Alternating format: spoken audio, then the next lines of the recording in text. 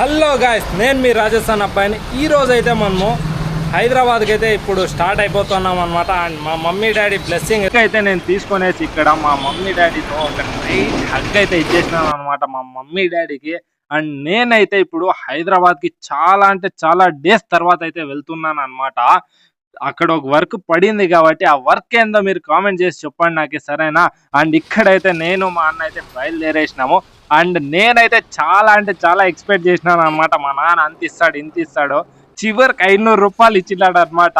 And me parents కూడా అలా బయటికి వెళ్ళినప్పుడు ఎంత ఇచ్చింటారో కామెంట్ చేసి చెప్పండి నాకు. అండ్ ట్రైన్ అయితే ఇక్కడ వచ్చేసింది మనకి.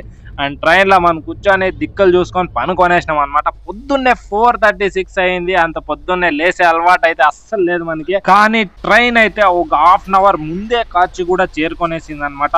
అండ్ నేనైతే పికప్ కోసం ఎవరికి ఫోన్ చేయలేదు, మర్చిపోయాను అనమాట ఎవరికైనా ఫోన్ చేద్దామని కూడా. Finally in Hyderabad.